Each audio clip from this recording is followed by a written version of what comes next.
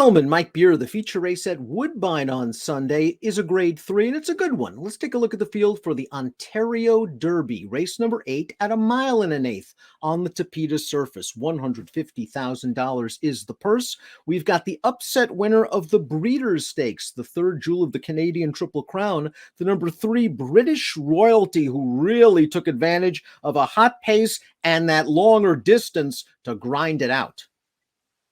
Yeah, he did have a lot go his way to pull off that upset last time. It'll be very interesting, though, to see if he can back it up, Dan. He earned a big new top figure for that win.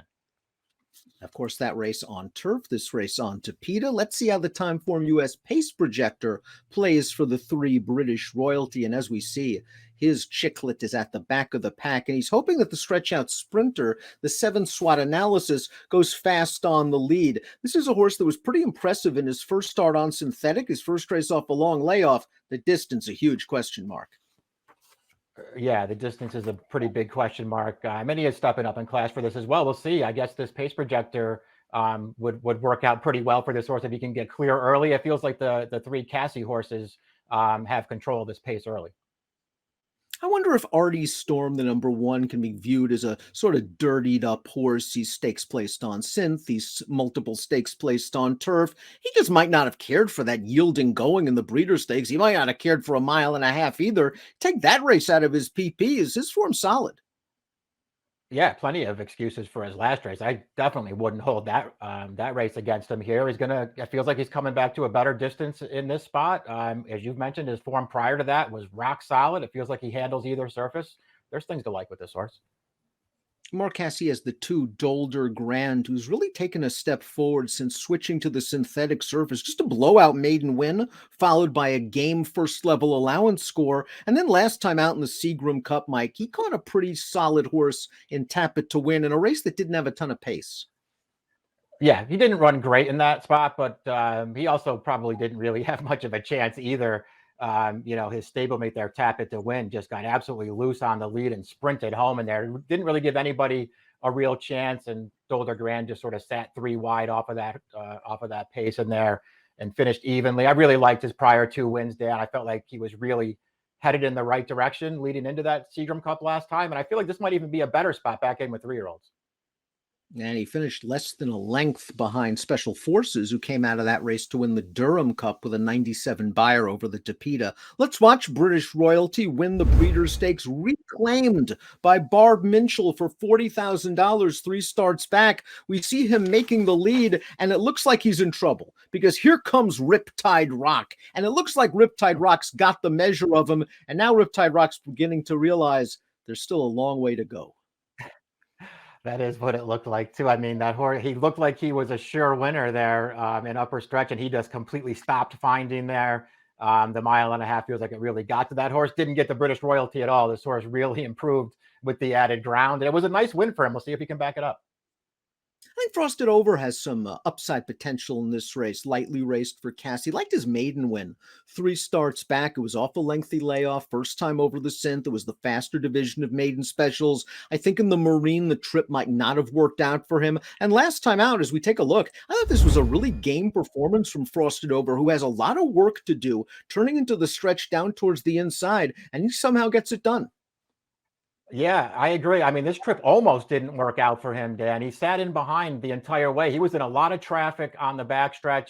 I like the way that he held his position around the second turn, and he's very game here. He's going to split horses. He's going to make the lead late. It's a little bit of a blanket finish, which I guess could be concerning, but I thought he did some good things there. And that came off the heels of that Marine 2-back where he just never got a real chance to run. Riptide Rock's due for a win, I think. At least he deserves one. He's run well without winning in some of these major races. The Breeders, we saw him flatten out in the final stages. The distance likely too far for him. In the Queen's Plate, he just ended up way behind. He came so wide into the stretch, and he only got beat ahead. I think he's pretty good, especially on a synthetic surface, and he'll appreciate cutting back. Yeah, I agree with all that stuff. I think it's pretty clear from watching that Breeders. I mean, listen, maybe it was yielding turf too, but he just didn't want to go that far. This distance is probably better for him. I'm concerned that he's, just seems like he has no early speed at all anymore, and he winds up too far away in his races. But I think in a lot of ways, he's the horse to beat here. Confident spot for trainer Michael Stidham with the 6 Master of the Ring. Listen, you can run a one other than anywhere. He's going to run this horse in a graded stakes race and ship all the way up to Canada off this score at Delaware. This is his first start off of a lengthy layoff. Let's watch Master of the Ring. First start off the lengthy layoff. First start with Lasix. He's on the outside. He wins it. The third horse would come back to graduate in a maiden special on dirt with an 80 buyer. He is slow on the way in, but a very sharp horseman is showing a lot of confidence. Yeah, I like that about this horse too. It's an interesting spot for him. He's got a very versatile pedigree too, so I don't think switching surfaces should really hurt his chances all that much. It's just all about whether he can improve enough here. He did improve last time because if you go back and watch this horse's debut last October at Keeneland, he actually ran very well in that race without a great trip. He took the step forward last time. Got to improve again. I like what I saw from SWOT analysis. C's synthetic debut going 7/8 of a mile. Let's watch that race right now. It was a very fast pace, and he broke from the outside and he pushed this pace while 3-4 paths wide.